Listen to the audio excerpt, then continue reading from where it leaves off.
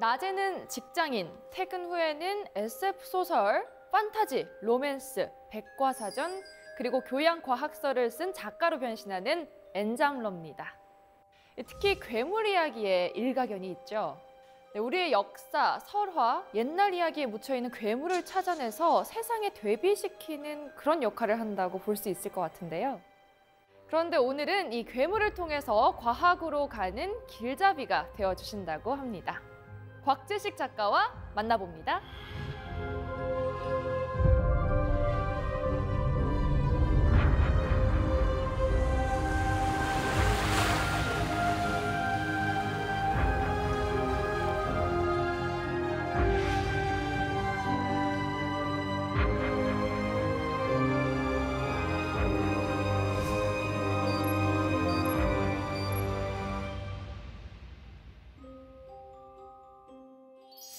네, 곽재식 작가님 반갑습니다. 소설가인 동시에 공학 박사님이시잖아요. 그러니까 오늘 이야기와 과학의 만남이 굉장히 기대가 됩니다. 과학이라는 게 되게 작은 단서에서 뭔가를 계속 추리하고 추론하고 해가지고 어떤 모르는 것을 알아내고 추측하고 하는데 굉장히 좋은 도구지 않습니까? 그래서 이런 이야기를 만들어내고 작은 소재에서 풍성한 내용을 풀어나가고 하는데 좋은 그런 수단이 될 수도 있는 것이 또 과학 기술이기 때문에 그런 식으로 괴물 이야기에 과학을 살짝 가미를 해가지고 더 많은 이야기를 풀어보는 그런 방식으로 한번 여러분들께 이야기 들려드려 보려고 합니다. 네, 좋습니다. 사실 저는 완전 문과 체질이거든요. 그래서 오늘 처음으로 좀 과학에 흥미를 느낄 수 있을지 좀 궁금하기도 하고 기대를 해보도록 하겠습니다. 네, 그럼 한번 강연 만나볼까요?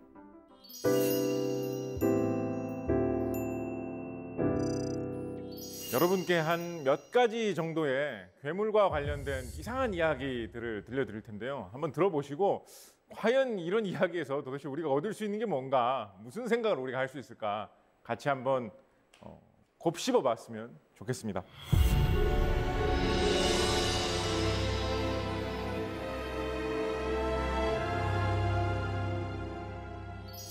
먼저 첫 번째 여러분들께 들려드릴 이야기는 요정 이야기입니다. 요정 하면 뭐 어떤 거 생각나시죠? 이렇게 곤충 모양의 날개를 달고 날아다니는 아주 조그만 사람 같은 그런 건데 마법을 부릴 수도 있다, 뭐 이런 거 생각하시는 분들 많으실 거예요. 오늘의 우리의 이야기는 1917년에 영국의 코팅리라는 어느 마을에서 있었던 한 이야기부터 시작해 보려고 합니다. 사건의 내용은 요정을 실제로 보았다라는 이야기입니다. 언뜻 들으면 굉장히 황당한 그런 사건일 것 같고 20세기가 시작된 지도 이렇게 시간이 지난 현대에 일어난 사건으로서 화제가 별로 안 됐을 수도 있는 사건이었을 것 같은데 어떻게 해서 아직까지도 유명한 요정 사건으로 남아있을 수 있었을까요? 우선 첫 번째 원인으로 생각해 볼 수 있는 것은 영국 사람들이 이런 요정 이야기를 굉장히 좋아한다라는 것입니다. 셰익스피어의 유명한 연극 한여름밤의 꿈에도 요정이 등장을 하고 헨리 퍼셀 같은 음악가가 작곡한 요정 여왕 같은 유명한 오페라, 음악극도 있죠. 피터팬의 팅커벨을 요정의 대표로 떠올리시는 분도 많으실 텐데 역시 마찬가지로 제임스 매슈벨이라는 영국의 작가가 쓴 이야기에 등장하는 요정이죠.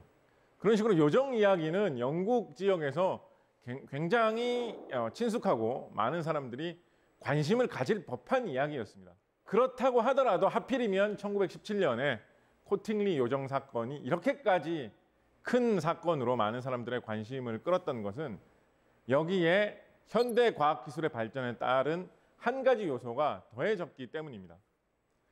1917년이면 우리에게 사진술이 점점 대중화되던 시기였습니다.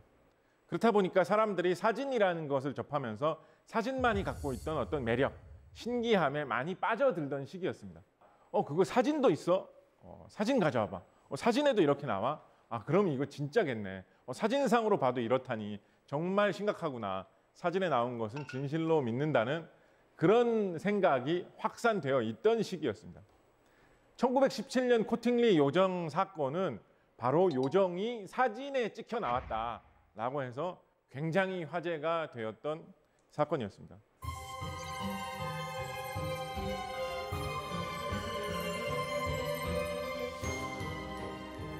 사람들이 이 사진을 보고 굉장히 신비하다고 생각을 했죠. 정말로 우리 전설 속에 내려오던 대로 영국 숲속의 어떤 한 곳에서는 요정이 이렇게 돌아다니고 있는 것일 수도 있겠다라는 생각을 할 정도의 이야기가 되었습니다. 한편으로는 사람들에 따라서는 아니 어떻게 요정이 세상에 있을 수가 있겠느냐. 그리고 1917년이면 이미 생물학계에서 진화론이 자리 잡은 후인데 곤충과 같은 날개를 가진 생물과 사람과 같은 몸을 가진 생물은 이미 계통이 아주 먼 옛날에 갈라졌기 때문에 그런 것을 동시에 갖고 있는 생물이 나타나서 돌아다닐 수는 없다라는 것도 과학적으로 충분히 해볼 만한 의심이었죠. 그래서 사람에 따라서는 야, 이런 황당한 이야기 믿지 마라. 사진이 있다고 해서 무조건 믿을 수 있는 이야기는 아니다라고 이 코팅리 요정 이야기를 믿지 못하는 사람들도 어느 정도 생기게 됩니다. 그렇다 보니까 논란도 상당히 뜨거워졌던 것 같아요. 특히 이 코팅리 요정 사건의 핵심은 사진의 요정이 나왔다는 거였잖아요. 그래서 그 사진을 정밀하게 감식해보는 그런 조사도 후에 이루어지게 됩니다. 이미 당시에 사진을 나중에 어떻게 조작을 해가지고 사진에 나온 것을 지운다든가 사진에 없던 것을 나중에 덧붙여서 나오게 한다든가 그런 것을 시도하는 사람들이 있던 시기였거든요. 그런데 그렇게 조사하고 연구해 본 결과 사진을 찍은 후에 조작한 흔적, 찍힌 사진을 나중에 덧칠하거나 지운 흔적 같은 것은 보이지 않는다라는 결론이 내려졌습니다. 그러니까 사진의 신빙성이 더 올라갈 수 있지 않느냐라는 주장을 하는 사람들이 더욱 기세 등등해질 만한 그런 조사 결과였죠. 이 사진의 비밀이 세상에 밝혀진 것은 이 사진 사건으로부터 66년이 지난 1980년대 초의 일입니다. 이 사진을 당시에 촬영했던 그리고 사진의 주인공이기도 했던 당시 사진에 함께 나왔던 그 청소년들이 사진 사건의 진실에 대해서 세상에 알린 것이죠. 주인공들이 밝힌 사건의 진실은 무엇이었느냐? 진실은 사실은 그것보다 훨씬 더 어이없었는데 이 청소년들이 동화책에 나오는 그런 요정 삽화가 그려지는 책에 나오는 그 요정 그림을 잘 오려가지고 사진 모양, 사진에 들어가면 어울릴 만한 크기가 되는 자리에 배치해 놓고 책에서 오려낸 요정 삽화와 같이 사진을 찍었던 것인 거죠. 실제로 당시에 사용한 그 요정 그림하고 동일한 내용이 그려져 있는 책의 출판본이 확인이 돼가지고 이 두 사람의 고백은 사실인 것으로 받아들여지고 있습니다. 처음에는 그냥 장난으로 사진을 만들어가지고 야 이렇게 하니까 진짜 요정하고 같이 찍은 것 같네, 재밌다라는 그 정도 생각으로 사진을 만들었었는데 그게 퍼져나가면서 사람들 사이에 너무 큰 화제가 되고 나중에는 굉장한 논란으로 이게 번지게 되고 이것에 대해서 진지하게 연구를 하고 탐구를 해서 책으로 쓰는 사람들도 나오고 할 지경에 이르니까 너무 겁이 나가지고 진실을 고백하지 못했다라고 설명했다고 합니다. 이런 식의 요정 이야기는 이후에도 종종 화제가 될 때가 있었죠. 이후에도 내가 숲속에서 진짜로 요정을 본 것 같다. 요정 비슷한 것을 내가 분명히 만난 것 같다라는 이야기들이 왕왕 나왔습니다. 작가님, 사실 요정하면은 굉장히 작고 예쁘고 저는 딱 팅커벨이 좀 떠올라요. 우리나라에는 요정이 뭐 있었을까요? 우리나라에는 그런 비슷한 게 있었다라는 전통이 그렇게 강했던 것 같지는 않아요. 말씀하신 뭐 유럽권이나 이런 데 비해서는. 그렇지만 그래도 의외로 우리나라의 옛날 기록 중에 보면 갖가지 별 희한한 다양한 형태의 뭐 귀신, 괴물 이런 것들에 대한 이야기가 많이 있거든요. 그래서 굳이 찾아보자면 약간 요정 느낌을 주는 이야기들도 없지는 않습니다. 생각을 해보면 한 두세 가지 정도 생각해 볼 수는 있을 것 같아요. 그나마 좀 비슷한 느낌이 있는 이야기로는 저는 삼국유사에 나오는 해통이라는 어떤 스님이 굉장히 어떤 그런 신기한 기술, 신통력 같은 것을 갖고 있어가지고 많은 사람들을 구해줬다라는 이야기에 나오는 한 대목이 생각납니다. 이 이야기 중에 보면 이 해통이라는 이 스님이 워낙 그런 신비한 기술을 많이 갖고 있으니까 중국 당나라의 어떤 공주가 아플 때에도 이 스님을 불러가지고 좀 치료 좀 해주시오라고 부탁을 했다라고 하는데 이 스님이 보니까 당나라의 공주가 용이 하늘을 날아다니는 이상한 상상 속의 동물 용이 있잖아요. 그 용이 이상하게 서려가지고 용의 귀신 같은 게 막 깃들었다든가 뭐 그랬던 것 같아요. 그 공주의 병을 치료하기 위해서 어떻게 하느냐?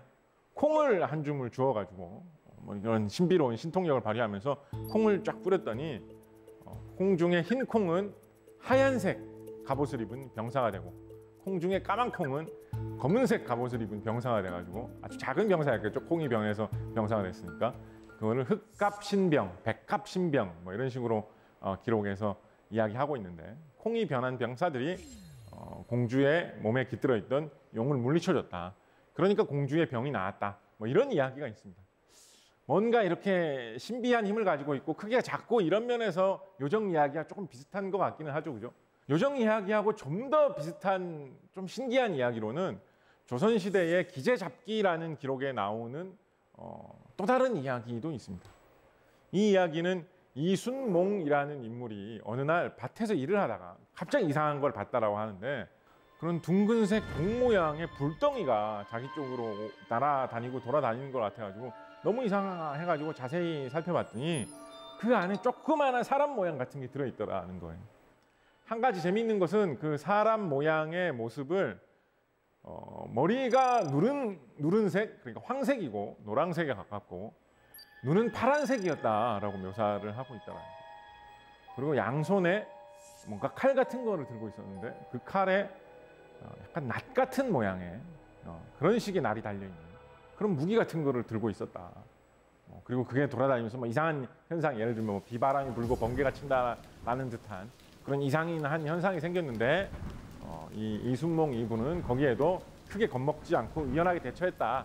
뭔가 친근하고 우리에게 도움을 주고 마법으로 뭐 사람에게 뭐 약간 장난을 친다든가 이런 친근한 느낌의 요정 이야기에 비해서는 뭔가 약간 사악하고 무서운 느낌을 준다는 면에서 이 기재잡기 속에 나오는 이 파란색 눈이 형형하게 빛났다라고 하는 이 이야기 속에 이상한 것이 요정하고 닮았으면서 다르다는 느낌도 듭니다.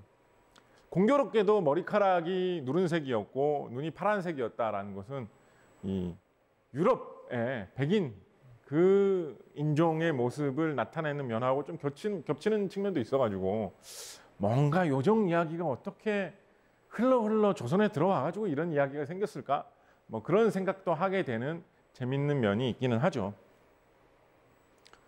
실제로 요정 이야기는 어떻게 해서 탄생을 했을까요? 도대체 뭘 보고 사람들이 애초에 요정이라고 생각을 했고 나중에 사람들이 요정 이야기를 지어낼 만한 그런 원인이 되는 것이 숲속에 무엇이 있었기 때문에 이렇게 널리 요정 이야기 혹은 요정과 비슷한 것에 대한 이야기들이 많이 나와 있는 것일까요?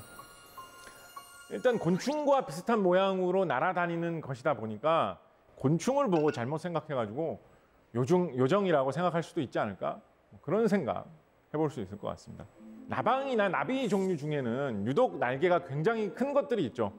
예를 들어서 우리나라에서 산에서 쉽게 목격되는 긴 꼬리 산누에 나방 같은 나비 경우에는 주로 초록색인 경우가 많은데 날개가 굉장히 크고 아주 크게 날아다녀가지고 사람이 보면 깜짝 놀라게 만들 정도로 아마도 숲속에서 이런 큰 나비나 나방을 잘못 본다면 신비로운 생물로 착각을 할 수도 있다라는 생각을 해봅니다. 특히 옛날 사람들은 산에서 직접 뭔가를 채취해가지고 먹을 때가 많이 있었잖아요. 산나무를 캐 먹는다든가 유럽 같으면 산에 열린 열매 같은 거를 산 열매를 따먹는다든가 이런 일이 굉장히 많이 있었죠. 산에서 이런 식으로 캐서 먹을 수 있는 것 중에 또 한 가지 생각해 볼 수 있는 게 바로 버섯도 있습니다. 근데 버섯은 사람이 먹을 수 있는 버섯과 독버섯을 구분하기가 상당히 까다롭거든요. 독버섯 중에는 사람을 바로 죽게 만들거나 큰 병이 나게 만드는 버섯이 있는가 하면 사람의 신경계를 마비시키고 사람의 두뇌를 파괴하는 그런 버섯도 있죠. 이런 버섯을 먹으면 사람이 성격이 이상해지거나 정신이 이상해지거나 환각이나 환청을 보게 되는 수도 있을 것입니다. 그렇다면 영국이나 유럽에서 숲속에 버섯을 따러 갔던 사람이 잘못된 버섯을 먹고 환각을 보던 와중에 하늘을 날아다니는 커다란 곤충을 보고 사람처럼 생긴 요정이 나에게 말을 걸어온다. 나를 공중으로 날 수 있도록 마법을 걸어준다. 그런 식의 꿈 같은 환각을 겪었고 그것을 요정 이야기로 착각했을 가능성은 다분하다라는 생각도 해볼 수가 있겠죠. 그러면 과연 곤충이 아니지만 날아다닐 수 있는 그런 생물들 중에 사람의 형체와 좀 가까운 것, 사람의 모습으로 착각할 수 있는 것이 무엇이 있을까 좀 생각을 해본다면 저는 박쥐를 꼽을 수 있다고 생각을 합니다. 박쥐는 포유류 동물로서 곤충에 비해서는 사람과 굉장히 가까운 동물이죠. 눈이 있고 코가 있고 입이 있고 팔다리가 있고 머리가 있는 모양, 배가 있고 뱃속에 심장과 장기가 있는 이 모든 구조는 사람과 박쥐는 매우 비슷합니다. 곤충에 비하면. 더군다나 박쥐는 포유류 동물 중에서 굉장히 작은 편에 속한다라는 그런 특징도 갖고 있습니다. 게다가 과일 박쥐 종류의 그런 박쥐들을 가만히 보시면 얼굴의 모습이나 이런 것들이 박쥐라고 해가지고 그렇게 징그럽기보다는 같은 포유류 동물인 만큼 약간 개 비슷하기도 하고 고슴도치 비슷하기도 한 좀 그런 친근한 얼굴을 가진 형태의 그런 박쥐들도 없지 않아 있습니다. 인도 이런 지역에는 물론 크기는 좀 큽니다만 플라잉 폭스, 날아다니는 여우라고 해가지고 얼굴 모습이 좀 여우처럼 생긴, 그러니까 좀 더 개처럼 생긴 그런 느낌이겠죠. 그런 식의 박쥐가 있기도 합니다. 그래서 제가 박쥐에 대해서 조금 더 생물학적인 내용을 더 찾아보니까 공교롭게도 더욱더 요정과 통하는 재미난 사실이 있었습니다. 대부분의 동물들은 작을수록 수명이 짧고 덩치가 클수록 수명이 길다라는 특징이 있습니다. 다람쥐, 생쥐 이런 동물들은 짧으면 1, 2년, 길어봐야 몇 년 정도가 수명이라고 하죠. 그런데 그에 비해서 코끼리 이런 동물들은 수십 년 정도를 수명으로 헤아리고 그린란드 상어 같은 동물은 수백 년을 수명으로 헤아린다라고 합니다.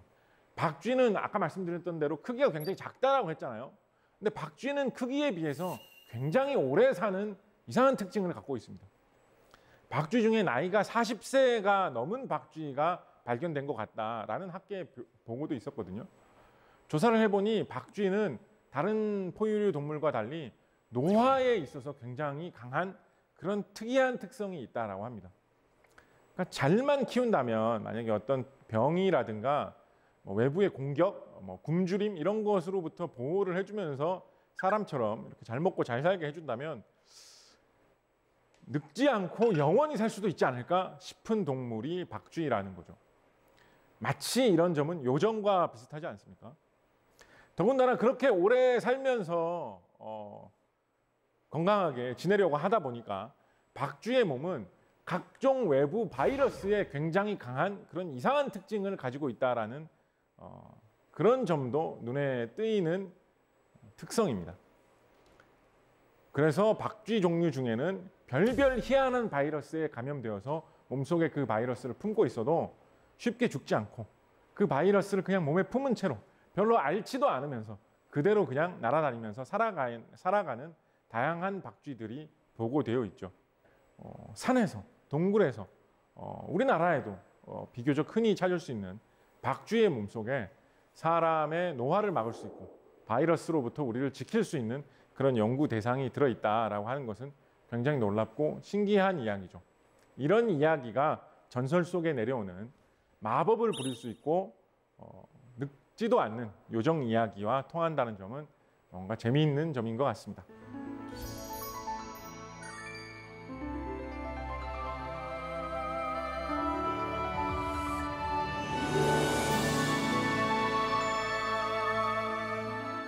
다음으로 여러분께 들려드릴 이야기는 흰 여우 이야기입니다.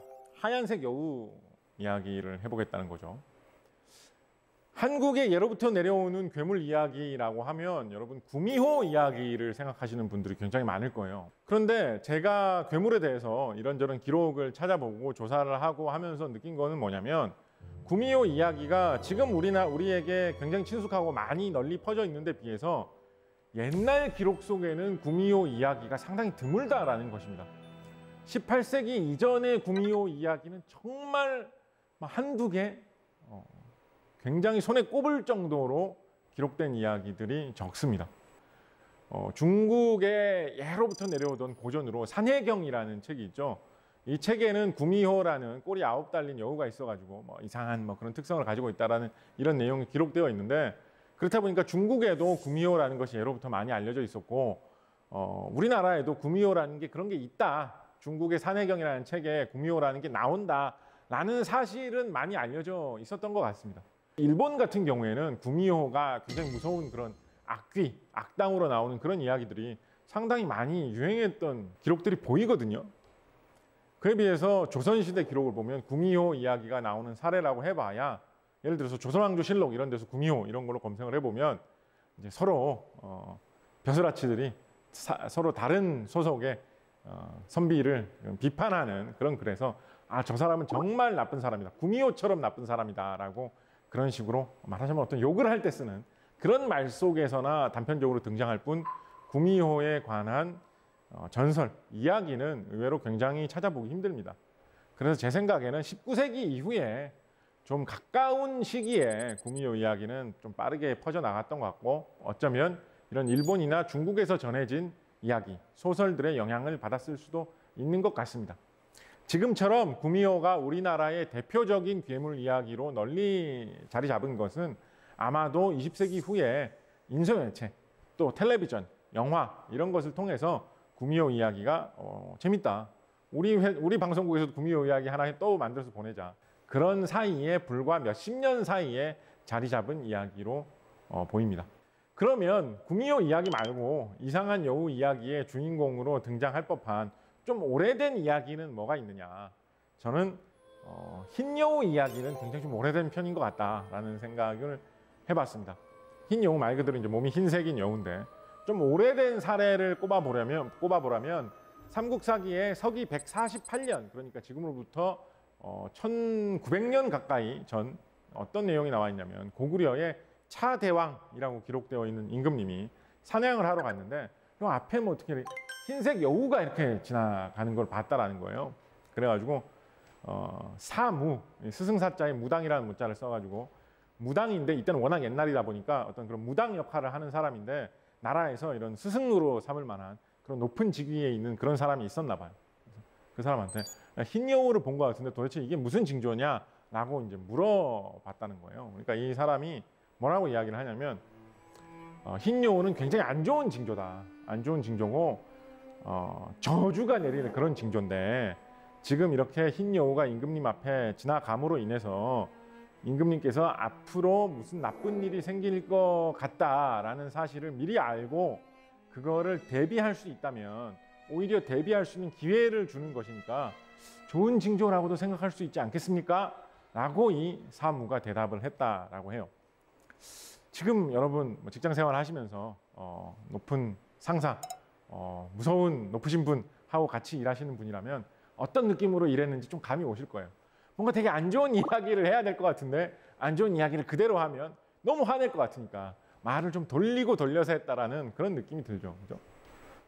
그렇게 공들여서 얘기를 했는데 차대왕, 이 고구려 임금님은 그 말을 듣더니, 야, 임금님이 물어봤는데 나쁘면 나쁘다, 좋으면 좋다, 딱 정확하게 얘기를 해야지 나쁜 것일 수도 있지만 좋은 것일 수도 있다 이런 식으로 말하는 거는 나를 놀리는 거다라고 생각을 해가지고 그렇게 말을 했다는 이유로 이 사무를 처형했다, 뭐 이런 식으로 기록에 나와 있거든요. 굉장히 불쌍하죠. 이 사무라는 사람이 이거 내 말 잘했다가는 큰 화를 당할 것 같은데 라고 생각을 해가지고 돌려 말했는데 그렇게 말한 보람도 없이 그런 처벌을 받았으니까. 그러니까 적어도 1800년 전에 흰 여우가 굉장히 요사스럽고 안 좋은 징조다라는 그런 인식이 고구려 한국 사람들 사이에 좀 퍼져 있었던 것 같아요. 삼국사기 서기 659년 기록에는 백제가 망할 징조를 이야기를 하면서 흰 여우가 궁궐 안에 들어오더니 백제의 좌평의 자리에 앉아 있다가 갔다라는 그런 내용도 나와 있습니다. 좌평이라는 것은 백제의 대충 한 정승 정도, 하여튼 고위 공직에 해당하는 높은 그런 신분에 해당하는 그런 자리를 말하는 이름인데, 그런 아주 높은 사람이 앉는 자리에 흰 여우가 앉아 있다가 갔다라는 내용이 나라 망할 징조로 묘사가 되어 있습니다. 그만큼 흰 여우가 요사스럽다라는 뭐 그런 뜻이기도 하거니와, 한편으로는 나라 꼴이 워낙 말이 아니라 가지고 이제 여우가 정승 흉내, 높은 고위 공직자 흉내를 낼 지경이 되었구나라는 것을 암시하는 이야기이기도 하겠죠.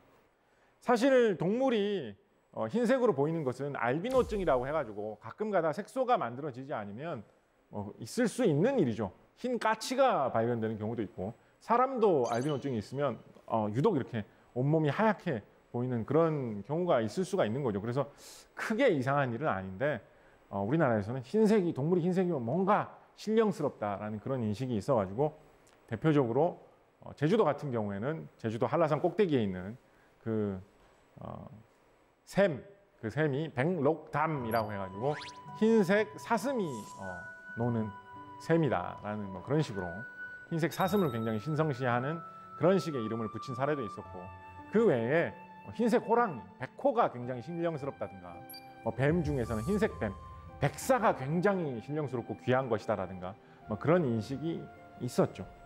흰여우 이야기 중에서 제가 가장 재밌다라고 생각하는 것은 우리나라에서 이런 마법, 도술 이런 거를 부리는 사람으로 잘 알려진, 최근에도 영화로도 잘 알려져 있는 전우치에 얽힌 이야기가 저는 굉장히 재밌다라고 느꼈습니다. 전우치는 환술이라는 종목으로 좀 유명한 사람이죠. 그러니까 실제로 뭔가를 만들어내지는 않는데 사람 앞에 어떤 환상을 보여줘가지고 다른 사람이 그것을 믿게 만드는, 속게 만드는 그런 마법 같은 것을 부리는 사람으로 유명했는데, 이 전우치가 어릴 때 지금의 전라남도 담양 근처의 어느 절에서 들어가지고 공부를 열심히 하고 있었다고 해요. 절에서 공부를 하고 있는데 절에서 술을 담가가지고 이렇게 저장을 해놓는 곳이 있었는데 밤에 누가 그 술을 몰래 훔쳐먹는 것 같더라는 거예요. 그래가지고 전우치가 누명을 쓴 거예요. 전우치는 그런 적이 없었거든요. 그래가지고 너무 억울해가지고 저는 진짜 술 훔쳐먹은 적 없습니다. 제가 대신에 밤에 숨어가지고 누가 술을 훔쳐먹는지 범인을 잡아내겠습니다. 기회를 주십시오. 라고. 그래서 밤에 숨어가지고 술도둑이 누군지 기다리다 보니까 의외로 흰 여우 한 마리가 나타나가지고 술을 마시고 기분 좋게 놀고 이런 걸 목격한 거예요. 전우치가 그 여우를 붙잡습니다. 흰 여우를 붙잡아가지고 너 이 자식 사람이 담가놓은 술 마음대로 훔쳐먹고 너 때문에 내가 누명 쓰고 너 이거 안 되겠다 이렇게 하니까 여우가 제발 좀 살려달라고, 흰 여우가 여기 이런 데 아니면 내가 어디서 술 한잔 하겠냐고 이렇게 막 빌고 하는데 그래도 전우치가 안 놓아주니까 흰 여우가 잠깐만 그러면 요거 한번 보시라고 하면서 책을 하나를 꺼내줍니다.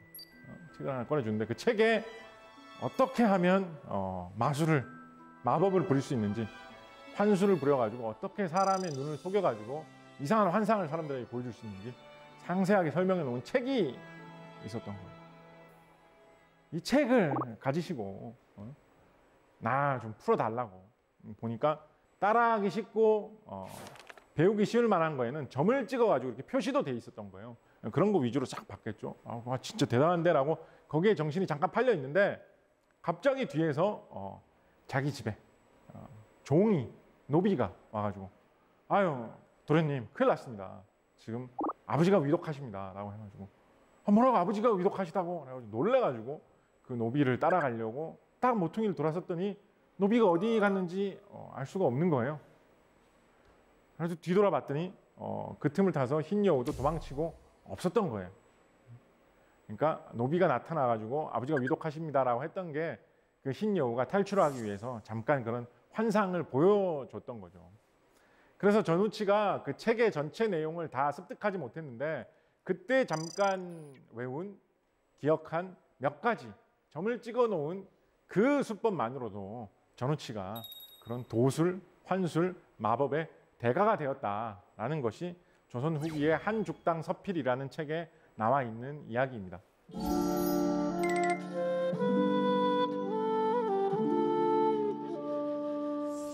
요즘 한국의 어떤 판타지적인 소재, 환상물의 원천이 될 수 있는 한국적인 소재, 한국의 전통이라고 하면 한 90년대 이후로 좋게 한 20년 이상 동안, 30년 동안 저승을 소재로 한 그런 이야기들이 굉장히 많았던 것 같아요.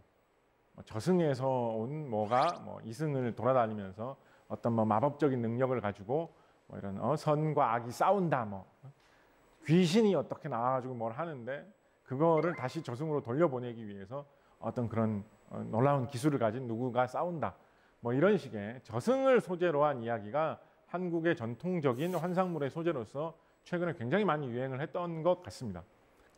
그런데 저는 한국의 옛날 귀신 이야기, 옛날 괴물 이야기 이런 것들을 많이 조사하면서 살펴보다가 우리나라에 생각보다 굉장히 예전부터 많이 유행을 해가지고 끊이지 않고 꾸준히 전래되어 온 이야기의 또 다른 형태로 바다를 탐험하면서 어떤 먼 곳에 이상한 세상을 보고 온다라는 형태의 이야기들이 많았던 것 같아요.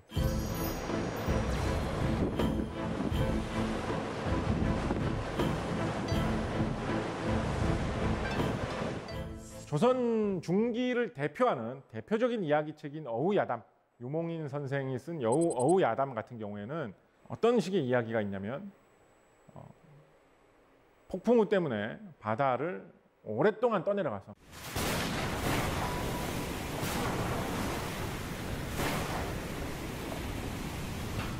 몇 날 며칠을 떠내려가지고 이상한 데 닿았는데 거기에 엄청나게 큰 거인이 서 있는데 아마 이렇게 바닷물 속에 거인이 서 있어도 너무 크기가 커가지고 그냥 바다 속에 막 이렇게 걸어 다닐 수 있을 정도였던 것 같아요. 상반신 바다 위로 막 다 나와가지고.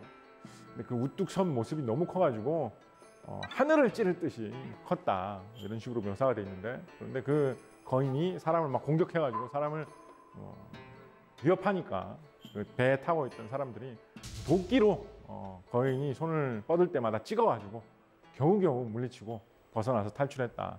뭐 이런 식의 이야기가 있고 유만주라는 사람이 쓴 통원고라는 그런 글에 보면 그 기문이라는 한 절에 어떤 사람이 비슷하게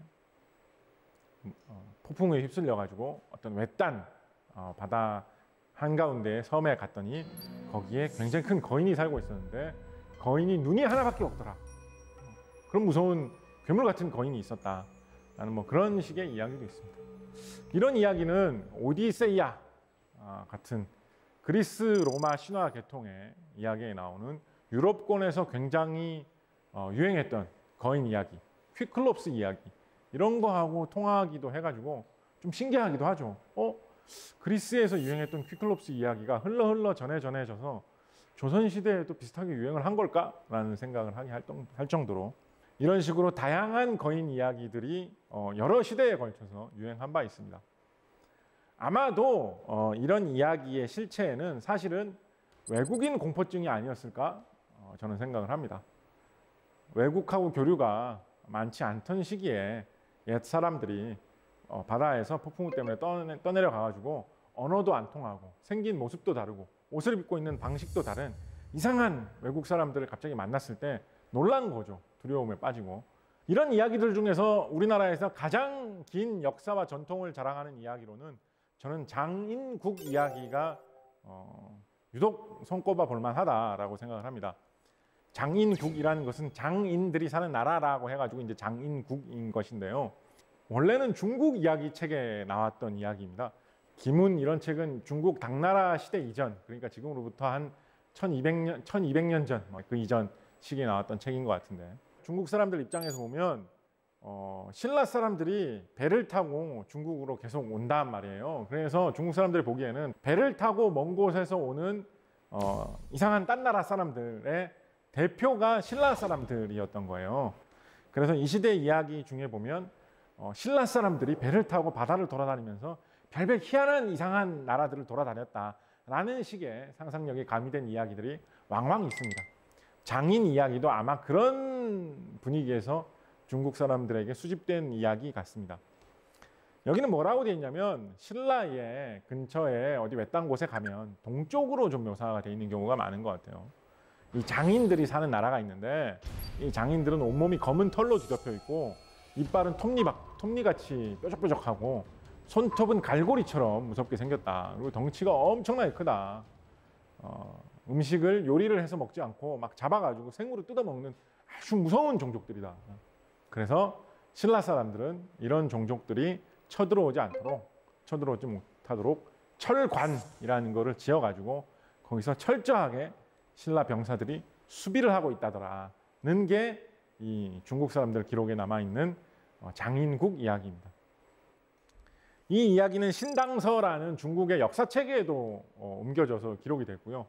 예를 들어서 삼국사기 같은 고려시대에 나온 삼국시대 역사책에도 이 장인국 이야기가 짧게 언급이 되어 있는데, 물론 삼국사기에는 이런 식의 이상한 이야기가 있는데 이런 거는 아무리 봐도 그냥 헛소문인 것 같으니까 신라에 어디 아무리 신라 근처에 어디 외딴 섬으로 간다고 한들 이런 이야기가 어디 있느냐, 이런 건 헛소문이니까 믿지 마라라는 식으로 실려 있기는 합니다만, 그래도 그런 이야기가 실려 있다는 걸로 봐서는 그만큼 널리 퍼져 있던 이야기라고 생각을 해볼 수가 있겠죠. 조금 더 이야기를 파고 들어가가지고 약간 과학, 기술 이런 분야하고 하나 좀 엮어가지고 생각을 해보면 실제로 이런 거인 같은 것들이 있었을까? 정말로? 라는 생각 해볼 수 있겠죠. 지금으로부터 한 100만 년 전에서 10만 년 전으로 추정되는 시기에 살았던, 지금은 멸종돼서 살고 있지 않는 기간토피테쿠스라는 것이 있었다라고 합니다. 피테쿠스니까 원숭이 종류, 원숭이와 닮은 종류 이런 뜻으로 쓴 말이겠죠. 아마도 그런 것보다는 약간 좀 유인원, 오랑우탄 이런 것과도 좀 통하는 식의 그런 동물이었던 것 같은데, 굉장히 거대한 영장류 동물이었다라고 합니다.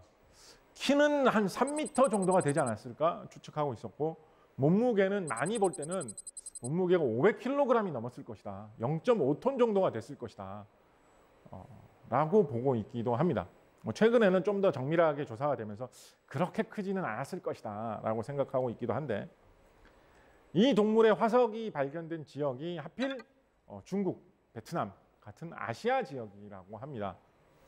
그러니까 어디까지나 상상이고 그냥 지어내 본 이야기입니다만, 만약 아주 먼 옛날 이 기간토피테쿠스 중에 살아남았던 몇 안 되는 무리가 어디 산속 깊은 곳, 섬 외딴 곳에 한두 마리, 세네 마리 마지막으로 살아남아 있었다면, 그것을 신라 사람들 혹은 신라 사람들의 먼 조상들이 목격을 하고 거인들이 사네, 엄청난 무서운 거인 같은 괴물이 사는구나, 이런 이야기를 남겼고, 그것이 전래돼서 장인국 이야기 같은 것이 될 수도 있지 않았을까라는 생각을 해볼 수도 있겠죠. 그렇지만 어디까지나 상상 속의 이야기에 불과합니다만, 조금 더 상상이 아니라 현실적으로 좀 더 생각을 해볼 만한 것은, 도대체 이 거대하고 무섭게 생긴 아무도 위협할 수 없었을 것 같았던, 키 3m에 달했을 수 있을지도 모른다고 생각하는 이 거대한 짐승이 왜 멸종했을까? 뭐가 그렇게 살기 힘들고 누가 공격했기에 멸종했을까라는 이야기입니다. 아직까지 과학적으로는 답은 나와 있지 않지만, 사람들이 생각하는 몇 가지 시나리오 중에는 사람 또는 사람은 아니더라 하더라도 우리 사람의 조상이 되는 다른 그런 동물의 등살에 못 이기고 멸망했던 것이 아닐까라는 그런 추측도 일부 나오고 있습니다. 조금 더 상상의 나래를 펼쳐보자면 정말로 사람과, 예를 들면 신라 시대 사람들하고 이 기간토피테쿠스 혹은 기간토피테쿠스는 아닌 장인이라고 묘사될 수 있는 어떤 커다란 거인족 생물이 신라의 어느 한 귀퉁이에 살고 있었다라고 해봅시다. 이 거인족은 왜 도대체 멸망했을까요? 왜 신라 사람들에게 밀려서 망했을까요? 우리가 쉽게 생각해 볼 수 있는 거는 아무래도 사람이 머리가 제일 좋은 생물이니까 지능이 떨어져가지고 이 거인 종족은 망했겠지라고 생각해 볼 수 있는 게 쉽게 떠오르는 생각입니다. 그런데 함부로 그렇게 속단을 할 수가 없는 것이, 거인이었다면 뇌도 컸을 거 아니에요. 사람 못지않게. 그렇죠? 물론 뇌가 크다고 무조건 더 똑똑한 것은 아닙니다만, 사람보다 몇 배나 더 큰 그런 뇌를 갖고 있는 그런 생물이라면 지능이 낮았다라고 또 단정할 수도 없는 거죠. 그렇죠? 그러니까 이 거인족이, 장인들이 신라 사람들보다 지능이 더 떨어져서 멸망했다라고 단정하는 것은 그렇게 옳은 생각은 아닐 수도 있습니다. 저는 이 이야기를 계속 생각을 해보다가 어디까지나 제 상상입니다. 이 장인들은 싸우면 무조건 신라 사람들을 이길 수 있고 물리칠 수 있기 때문에 열심히 잘 싸워가지고 신라 사람들을 물리치고 이렇게 하면 신라 사람들이 백날 덤벼도 우리는 절대 지지 않는다. 우리 장인들의 나라를 유지할 수 있다라고 하면서 그러고 살았을 겁니다. 신라 사람들로서는 저런 엄청난 거인들하고 우리가 힘으로 싸워서는 도저히 이길 수 없다라고 생각을 했을 겁니다. 그래서 다른 방법을 개발했겠죠. 아마도 신체의 능력을 활용하지 않고도 거인들을 제압할 수 있는 신무기를 만들거나 여러 사람이 협동을 해가지고 한 마리에 한 명의 장인을 제압할 수 있는 새로운 전술을 개발하기 위해서 노력을 했을 것입니다.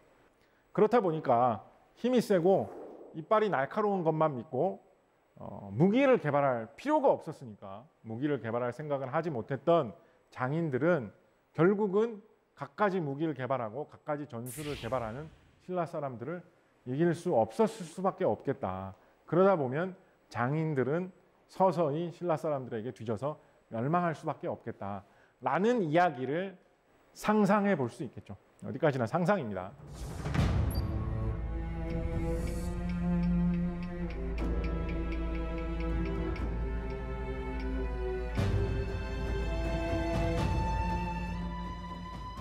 저는 오늘 주로 과학기술과 연결되는 소재로서 괴물 이야기를 다양한 각도로 살펴보는 방법들에 대해서 이야기를 해봤는데 이것뿐만이 아니라 보시는 분에 따라서는 음악이라든가 영화, 만화를 그리는데 이런 전통 소재를 활용하는 방법을 생각해 보실 수 있을 것이고 한편으로는 경영을 하는데 어떤 정치를 하는데 새로운 사상을 만들어 보는데 이런 전통 속의 괴물 이야기, 신기한 이야기 속에서 한번 단서와 소재를 찾아보는 것도 신선한 또 다른 기회가 될 수 있지 않을까라는 생각을 끝으로 들려드리고자 합니다. 들어주셔서 감사합니다.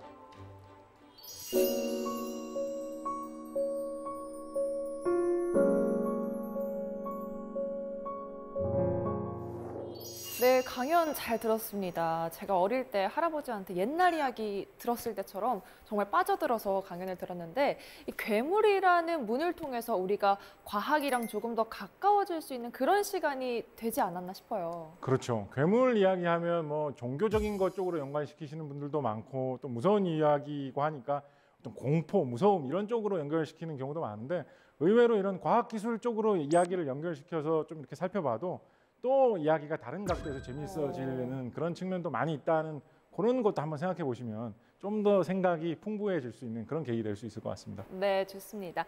사세계 공동체 여러분께서 미리 보내주신 질문이 있다고 하는데요. 한번 만나볼까요? 네, 김진희 씨의 질문입니다. 괴물에 대해 탐구하시잖아요. 특별히 괴물에 대해 관심을 갖게 된 이유가 있으신가요? 2006년, 2007년 그때쯤이었던 것 같아요. 벌써 10년 이상 이렇게 지났네요.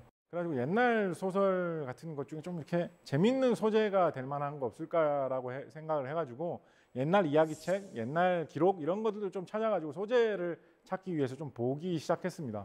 근데 보다 보니까 거기에 들어있는 괴물 이야기 같은 것들이 좀 재밌는 게 좀 눈에 많이 들어오더라고요. 그래가지고 그런 것들만 좀 뽑아서 이렇게 정리를 해놨는데 그것만 따로 빼가지고 아예 인터넷 웹사이트 같은데 이런 식의 우리나라 옛날 기록, 옛날 이야기 책 중에 괴물에 관한 소재들이 여러 가지가 있다. 여러분들도 이야기 만들 때나 소설 쓸 때 한번 활용해 보시라라고 하면서 인터넷에 공개를 해가지고 올렸어요. 그런데 의외로 그걸 좋아하시는 분들이 굉장히 많으시더라고요. 그게 반응이 좋았나 봐요. 네, 그래서 지금은 그런 걸로 책도 몇 권 내고 하는 식으로 괴물 이야기에 빠져 있는 사람이 되었죠. 정말 우연한 기회가 작가님을 괴물에 빠지기까지 만들었던 것 같습니다. 그렇습니다. 네, 그럼 다음 질문도 한번 만나볼까요? 유기태 씨의 질문입니다. 요즘 좀비에 대한 드라마가 많은데요. 한국 괴물 중에 영화로 성공할 만한 괴물이 추천해 주신다면 어떤 괴물이 있을까요? 한국 괴물 중에 영화로 성공할 만한 괴물을 추천해달라는 그런 질문이었습니다. 어떤 괴물이 있을까요? 제가 비슷한 질문을 받으면 항상 꺼내는 이야기가 있는데요. 우리나라 옛날 기록에 조선시대 후기 기록에 굉장히 많이 나오는 괴물로 강철이라는 것이 있습니다. 강철. 요즘에는 깡철, 깡철이 이런 식으로 부르기도 하는데 이게 그 조선 후기 사람들 사이에서는 어떤 괴물의 대표 같은 걸로 어느 정도 인식되고 있었던 그런 면이 있었던 것 같아요. 심지어 속담 중에서도 강철이 간 곳은 가을도 봄과 같다 이런 속담이 있었다라고 해요. 그럼 강철이 조선시대 괴물을 칭하는 용어 같은 거였어요? 그러니까 강철이라는 어떤 특정한 그런 괴물이 있었다라고 생각하는 것 같아요. 강철이 간 곳은 가을도 봄과 같다라는 말은 뭐냐면 가을이면 이제 추수를 해가지고 되게 넉넉한 시기여야 되는데 네. 강철이 나타나면 농사를 다 망치게 돼가지고 봄처럼 아무 곡식이 없는 상태가 된다. 이런 뜻으로 쓰던 말이죠. 그래서 기록 중에 보면 용하고 비슷한데 몸에 털이 나 있다. 이런 식으로 돼 있는 기록도 있고 용하고 비슷한데 말처럼 생겼다. 소처럼 생겼다. 이런 식의 기록도 많이 있는데 공통점은 뭐냐면 하여튼 이게 나타나면 농사를 망친다는 거예요. 어떤 기록에는 큰 가뭄이 많이 들어가지고 농사를 망친다라는 설도 있고 어떤 기록에는 갑자기 비바람이 몰아치고 폭풍우가 몰아쳐가지고 농사를 망친다라는 식의 이야기도 있거든요. 그러니까 이 농사가 잘못되면 조선시대 사람들로서는 산업이 농업밖에 없으니까 큰일 나잖아요. 그쵸. 그러니까 그런 자연재해가 일어나면 농사가 망하는데라는 그 걱정이 강철이라는 어떤 이 괴물로 이렇게 좀 형상화돼가지고 많은 사람들이 믿었던 것 같아요. 깡철이라는 거는 오늘 지금 작가님도 처음 들었어요. 네, 그래서 뭔가 이거를 소재로 재밌는 거를 누군가 만들어 주시면 좋을 것 같고요. 괴물이 나타나서 도시를 습격하는 이런 이야기인데 그게 200년 동안 잠들어 있던 조선의 강철이다 이런 식의 이야기도 좀 재밌을 것 같고 그런 것도 한번 저는 기대를 해봅니다. 그러네요. 이 깡철이 과연 영화로까지 발전이 될 수 있을지 기대를 해보도록 하겠습니다. 네, 오늘 강연 잘 들었습니다. 작가님 고맙습니다. 감사합니다.